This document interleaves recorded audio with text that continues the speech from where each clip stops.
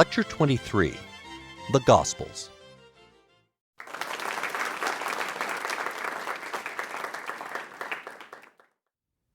Welcome to Lecture 23, in which we're going to discuss the Gospels of the New Testament. Now, the four canonical Gospels, Matthew, Mark, Luke, and John, are obviously among the most familiar and also the most important works of the Western literary tradition. These narrative accounts of Jesus' ministry, death, and resurrection have had incalculable influence on Western culture. Quite apart from their theological importance for the Christian faith, the Gospels permeate Western art and literature. They provided some of the most famous and often repeated scenes of medieval and Renaissance art in particular, such as the Annunciation, the Adoration of the Magi, and the Crucifixion. And in literature, and even in everyday language, the Gospels have been a rich source of narrative elements, reference points, and quotations. And their very familiarity makes it extremely difficult to step back from these texts and consider them in their own right. Nevertheless, that's what I want to try to do in this lecture. If we do try to step back from them, look at these very familiar texts as though they were unfamiliar, as though we were approaching them for the first time, some very interesting questions emerge. First and foremost, most notably, what are these texts? To what genre do they belong? How should we categorize them? Are they biography, mythography, memoirs, history, something else entirely? What are they? And a related question would be to ask what expectations the original target audience, the people for whom these texts were originally written, what expectations did they bring to the reading of the four Gospels of Matthew, Mark, Luke, and John? And another question that we need to consider about the Gospels is, what should we make of the fact that despite their overwhelming importance for Western literary and artistic culture and for the Christian religion, they disagree with one another on several key points? What do we make of that? The way we categorize the Gospels, what kind of literature we think we're dealing with, has a great deal to do both with the sort of questions we ask of and about these texts and with the answers we find to those questions. But any category in which we try to pigeonhole the Gospels brings some pretty uncomfortable problems with it. First of all, let's assume that they're historical or biographical treatises, written either by eyewitnesses to the life and ministry of Jesus or by those who talk to eyewitnesses. If we make that assumption, if we're dealing with a form of biography, we have to account not just for discrepancies of fact, but also for some odd omissions and some equally odd emphases. To take an example of the kind of discrepancy of fact that I'm talking about, Matthew and Luke both include versions of the birth story, the birth narrative of Christ. But Matthew describes the flight into Egypt in some detail, the flight of Mary and Joseph and the infant Jesus into Egypt to get away from Herod, who is trying to kill the infant, who slaughters all the Hebrew babies under the age of 2 to try to get Christ, to try to get Jesus, and so forth. Very important story, you would think. Jesus, as an infant, had to flee into Egypt and stay there until it was safe to come back. Luke seems completely unaware of this. And this unawareness on the part of Luke is particularly surprising since Luke does foreground Mary, the mother of Jesus, and her story before his birth in particular, very strongly in his text. Surely, if there had been a flight into Egypt, if there were a flight into Egypt, Mary would have told Luke about it, so why doesn't Luke mention it? Or why does Matthew? Other more important discrepancies of fact, if we're dealing with biographical narratives written by witnesses or those who talk to eyewitnesses, other more important discrepancies include the date of the Last Supper and the crucifixion. Did this happen at Passover or didn't it? And where the resurrected Jesus appeared to his disciples. Did that occur in Galilee or in Jerusalem? We get different versions in the different Gospels. Also, a great many apparently important biographical details are left out, including information about what Jesus was doing before his ministry. In 2 of the Gospels, we have a birth narrative. Luke gives us a little bit of information about Jesus' childhood, but for the most part, the Gospels focus merely on the last 3 years, his ministry. Perhaps most significantly, For an ancient biography, the Gospel's concentration on Jesus' death is highly unusual. That's not something that ancient biographers tended to go into a great deal of detail on. So trying to categorize the Gospels as biography brings some problems with it. Another approach is to read the Gospels as legendary or mythical narratives whose details were not meant to be taken completely literally. But this approach brings its own questions with it. If these are mythic or legendary accounts, why are they linked so closely to one specific historical time and a time in the very, very recent past, pegged to someone who lived and died just a few decades previously? If we try to read them as legends analogous to, say, accounts of Heracles or Romulus, what happens to the central claim of all four Gospels that the resurrection was an actual fact of recent history? Now, that maybe needs a little bit of thinking about, because people often, non-Christians often, say that the account of Christ's death and resurrection is just another one in a long series of human turning into a god narratives, such as, for instance, Heracles. But the Gospels are unusual in saying this happened very, very recently. It happened in a specific time and in a specific place. And if we try to treat this as a kind of legend, then we have to account for the fact that it's not projected into the remote past, the way myth and legend usually are. Now, clearly, this difficulty of categorization is why the term gospel itself came to be used as a genre designation in English. The English term gospel translates the Greek word euangelion, which literally means good news or good tidings. This was originally a non-specific term, which could be used to refer to any happy or auspicious event, such as a military victory, the birth of a child, that kind of thing. In fact, there's a surviving inscription from 9 BC, which uses this word in its plural, euangelia, good news, news in the plural, to refer to the birth of the Emperor Augustus. This inscription from 9 BC says, quote, "The birthday of the god was for the world the beginning of joyful messages, euangelia, which have gone forth because of him," close quote. So the word was in common usage as any kind of good tidings, joyful messages, good news. Our earliest gospel, Mark, uses the word euangelion in its opening sentence, and therefore the term came to be used for narratives recounting the life, words, works, death, and resurrection of Jesus, rather in the same way that Herodotus' use of historiae came to be the name we use for the genre that he invented. The term gospel isn't used to refer to a literary genre until the 2nd century AD, and one could say that the use of the term gospel as a name for this type of narrative is, in effect, a sort of question begging. It really simply says that these narratives don't fit any recognizable category of writing that we have. They aren't straightforward biography, they aren't straightforward history, they don't really work as myth or legend, they're something of their own kind. They don't fit any recognizable category. Well, who were the authors of the Gospels? What were their reasons for writing, and when did they write? Can we get closer to understanding what these texts are by asking those questions? Can we explain some of their peculiarities, the peculiarities of the Gospels, by assuming that their memoirs are reminiscences written by 4 different people who knew Jesus, but who maybe have slightly different memories, disagree on the details? The first important point to notice is that our 4 Gospels of the New Testament are not the earliest written Christian texts that we have.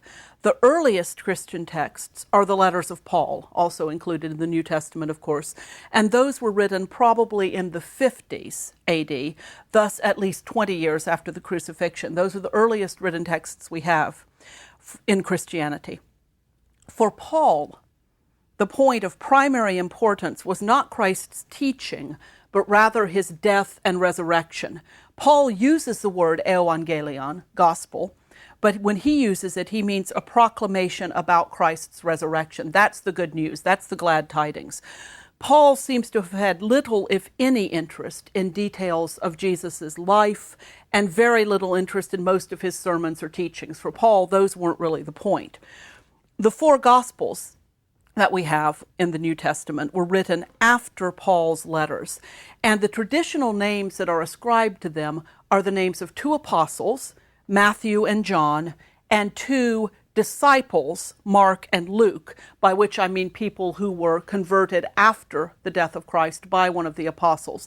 Mark apparently was Peter's disciple, and Luke apparently was Paul's disciple. So the traditional names that are attached to these works are the names of two apostles, Matthew and John, and two one-removed disciples, if that's a sensible way of putting it, Mark and Luke.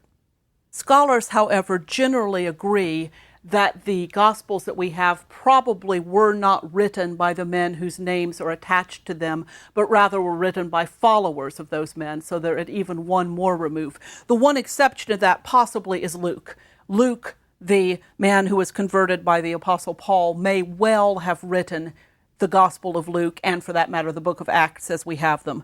But for Matthew, John, and Mark, there's pretty widespread scholarly agreement that those works were not written by the men whose names are attached to them. For one thing, the original apostles were almost undoubtedly illiterate. They wouldn't have been writing anything. And like Jesus himself, the apostles spoke Aramaic, but the Gospels are written in Greek. The usual scholarly explanation of this, as always, there's disagreement, but the usual, most common scholarly explanation is that the apostles' stories about Jesus were first transmitted orally and were later written down by Greek-speaking writers for wider dissemination in a Greek-speaking world. Remember, Greek is the common language, the language of business, commerce, travel, and so forth in the Eastern Mediterranean. One possible reason, one impetus for writing the Gospels down that I think makes a great deal of sense is they may have been written down at about the time the eyewitnesses were starting to die off, so that you could no longer ask the eyewitnesses, tell me what Jesus said. Their stories, their accounts needed to be preserved somehow, and hence we get the written Gospels. That has to remain speculative because the exact dates of the Gospels are uncertain. There's general agreement that Mark is the earliest of our four canonical Gospels and that John is the latest. Mark was probably written in the late 60s, so 30-some years after the death of Jesus. It's the shortest of the Gospels. Matthew may have been written around AD 85. Luke is really pretty much impossible to date with any precision other than to say that it's later than Mark, so later than the 60s. John was written perhaps as early as AD 90, perhaps 2 or even 3 decades later. There's very little agreement about that, but AD 90 is the very earliest dating that's usually given for John. So the overall conclusion is that the Gospels are not memoirs written by eyewitnesses whose names they bear, but are rather written by followers of eyewitnesses, or perhaps even followers of eyewitnesses. It's ironic that our earliest Gospel, Mark, the one that may date to within 30 years of Christ's death, is also the shortest and preserves the fewest of Jesus' sayings. The longer Gospels were written at least 50 years and perhaps more after the events they describe. And at that remove of time, and with a shift of language from the Aramaic spoken by Jesus into the Greek of the Gospels, we can't really expect exact accuracy. Now, I keep referring to the four canonical Gospels, but the reason I use that term is because these are not the only extant Gospels, not the only Gospels that were written or the only Gospels that survive. There are several other works classified as Gospels, many just rediscovered in the 20th century. 3 of the most important of these that I want to talk about very quickly are the Coptic Gospel of Thomas, the Infancy Gospel of Thomas, and the Gospel of Philip. Now, the Coptic Gospel of Thomas is what scholars call a sayings text. That means that it consists of 114 sayings of Jesus, 114 quotations of Jesus' words, with no narrative framework at all. There's nothing else to it. There's no story. There's no framing narrative. It's just a collection of sayings. Some of these sayings parallel well-known texts from the 4 canonical Gospels, but others do not. Some of the sayings in the Coptic Gospel of Thomas are completely unparalleled in Matthew, Mark, Luke, or John.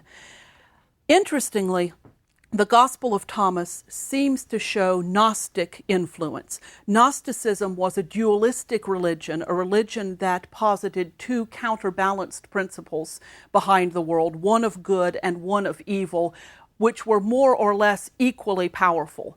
And some forms of Gnosticism said that the world, the material world itself, had been created by the evil principle, not by the good one.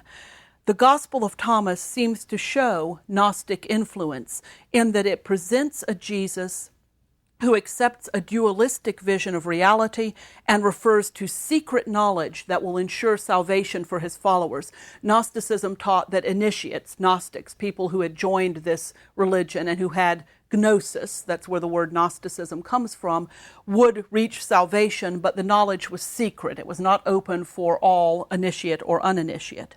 The infancy Gospel of Thomas, though it bears the same name, Thomas, is a very different kind of work.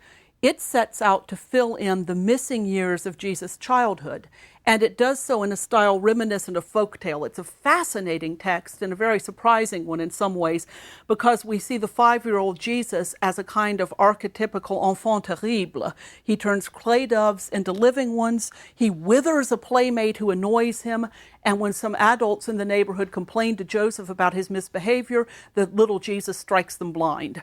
So not a terribly edifying or morally uplifting text. The infancy gospel was probably written around AD 125, which means it's not significantly later than the latest date given for the Gospel of John. It's a fairly early work, and apparently stories of this sort about Christ's childhood were current at the time. The Gospel of Philip, the third non-canonical gospel I want to look at very briefly, is neither a sayings text nor a narrative. Rather, it's a collection of Gnostic meditations on various subjects. The Gospel of Philip seems to assume that there are two groups or two levels of Christians, the uninitiated and the initiated. The initiated have gnosis, have an understanding of the message of Christ on a level not available to the uninitiated. Now, one reason that these other non-canonical Gospels are fascinating to scholars is that they remind us of how much the 4 canonical Gospels have in common with one another. If you're interested in this, I would just in passing recommend Professor Bart Ehrman's course on Lost Christianities, which goes into great detail on this. Most importantly, among the similarities in the 4 canonical Gospels, all 4 of them are narratives that incorporate sayings. In other words, all 4 Gospels of the New Testament preserve sayings of Jesus, but they're not just collections of sayings. They also include a narrative framework for those sayings. Most scholars now accept that there was an earlier, now lost, document that was the source of much of Matthew and Luke that was a sayings text, like the Coptic Gospel of Thomas, that collected the sayings of Jesus but did nothing more than collect the sayings, gave no narrative framework. And scholars conventionally call this lost source Q, from the German word Quelle, which means source. Occasionally scholarly designations actually make sense. And there may have been other sayings texts, along with Q and the Coptic Gospel of Thomas, circulating in the 1st and 2nd century AD. Mark, our earliest canonical gospel, began the process of filling out the narrative framework to give some context for these sayings. Matthew and Luke clearly draw both upon Q for the shared sayings that they incorporate and upon Mark, and they give a fuller account of Jesus' ministry and death. Matthew, Mark, and Luke are often called the synoptic gospels, which means they share a viewpoint. They tell basically the same story, look at Christ's ministry and teaching and death from basically the same viewpoint.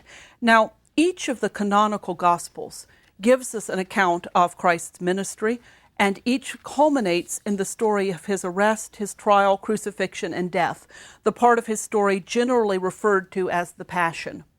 And this means that, if you think about it, the canonical Gospels unite 2 strands of very early Christian thought. The Pauline approach, which I mentioned talking about St. Paul's letters, assumes that the fact of Jesus' death on the cross and his resurrection from that death was all important. That's the main point of the Christian message, according to Paul. Sayings texts such as Q and the Coptic Gospel of Thomas, focused on Christ's sayings. They gave no context. They said nothing about his death on the cross and his resurrection. They thought his teachings were the main point. The Gospels, in effect, unite sayings texts and a passion account, a passion narrative, and give an overall framework to connect the two elements. So they're a kind of synthesis of these two elements in early Christian thought. Now, the four Gospels of the New Testament obviously have a great deal in common with one another, but there are also some very important differences among them. Christians have tended to conflate the gospel narratives into one harmony of the four different versions.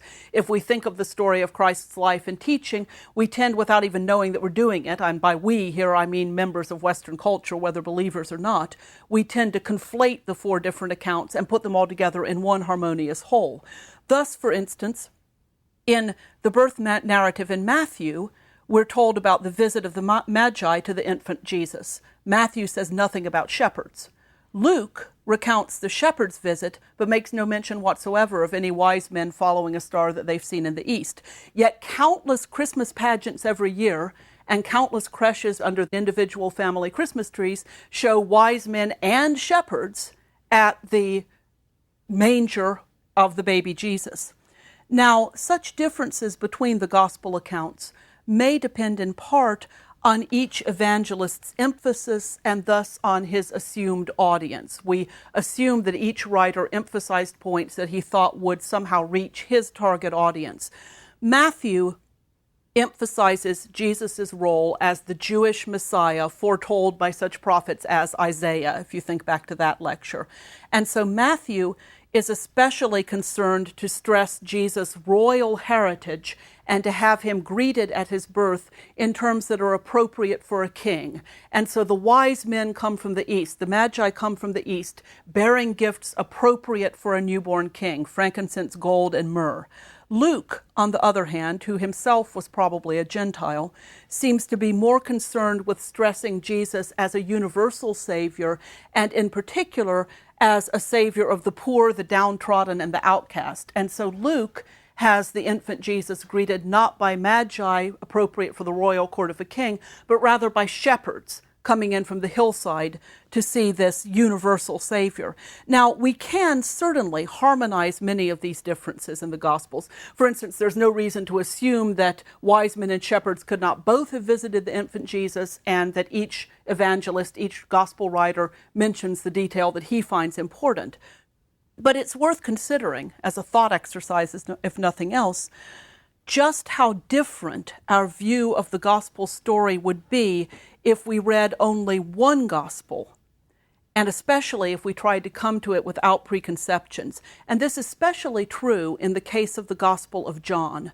John is our only non-synoptic canonical gospel, the one of the four gospels in the New Testament that does not share its viewpoint with the three synoptics.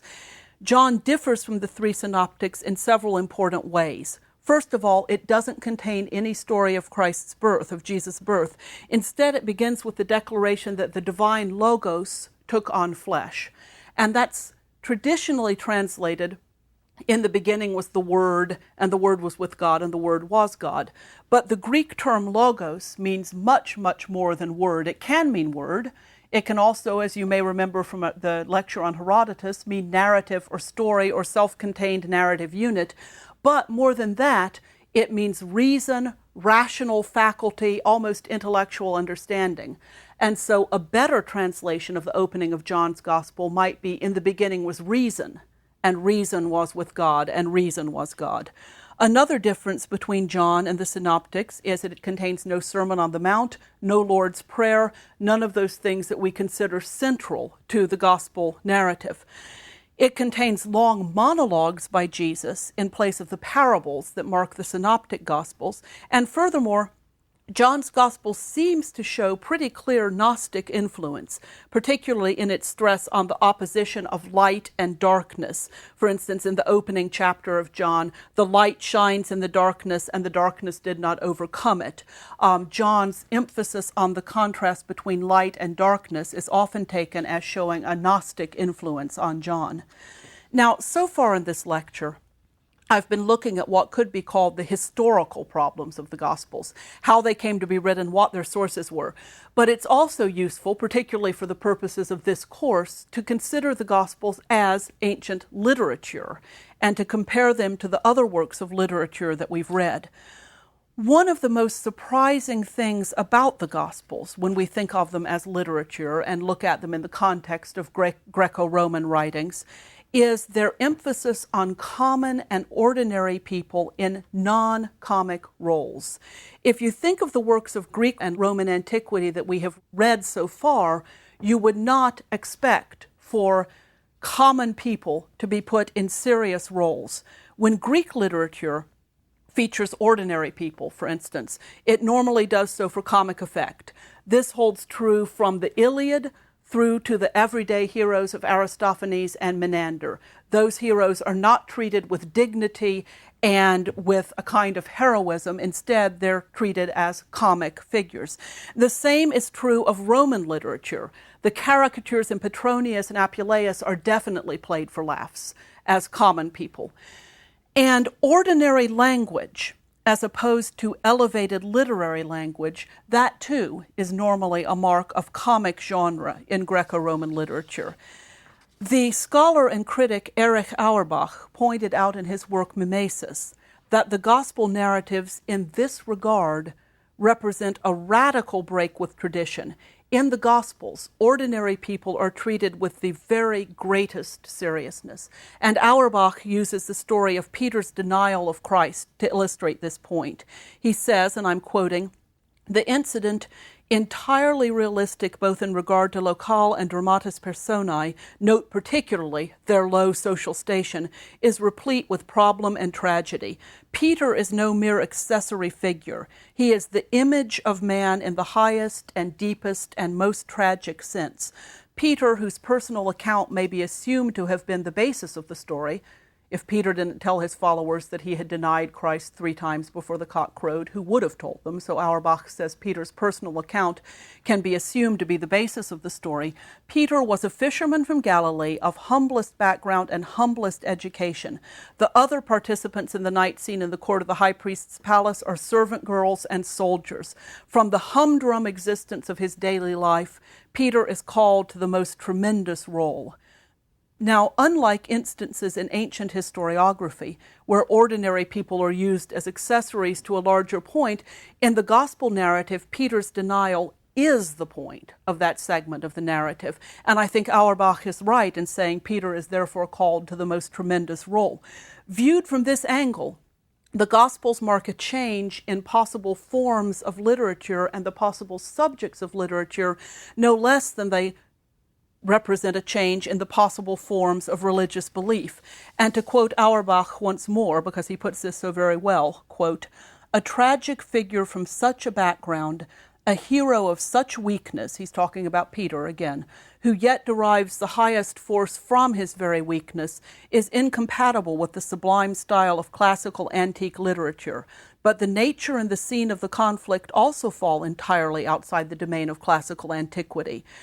Viewed superficially, the thing is a police action and its consequences. It takes place entirely among everyday men and women of the common people. Anything of the sort could be thought of in antique terms only as farce or comedy," close quote. And I think that if we look at it this way, we can say that if Menander's New Comedy was the original source of comic novels, even darkly comic novels such as the ones of Jane Austen, it's perhaps not too much to say that the Gospels are the ultimate ancestor of forms of literature that take the sufferings of common people seriously. Also, another very important aspect for later literature is that Gospels take ordinary language as well as ordinary people equally seriously, and this too had a profound impact on later Western literature. The Gospels themselves are written in Koine Greek, the everyday, simple Greek used as a common language throughout the Eastern Mediterranean. They are not highly developed, elevated, elegant, classical Greek, though they do have their beauties of expression, particularly Luke. The Gospels are written in simple, everyday language. And I think it's perhaps not too far-fetched to see the ultimate impetus here in the Gospels, the ultimate impetus for writing in the vernacular that would come to full flower in such later authors as Chaucer or Dante, whom you'll study in Part 3 with Professor Noble. The Gospel's use of Koine lays the groundwork, I think, for the idea that writing in the vernacular is worthwhile and can be done. Dante himself said that he used the title comedy for his great poem in part because of its lowly style. He didn't mean that it was funny, but he said he used the term comedy in part because of its lowly style, which even mulierculae, ordinary little women, could understand. And as we'll see in the next lecture, the Gospel's simple style was at first an impediment to conversion for the great St. Augustine, but in the long run, that simplicity of style and that seriousness of treating common everyday characters may have been the Gospel's greatest gift to Western literature. So this lecture has turned us to Christian literature, and we will continue that in our final lecture of Part 2 by looking very briefly at the work of the great Christian thinker and theologian, St. Augustine.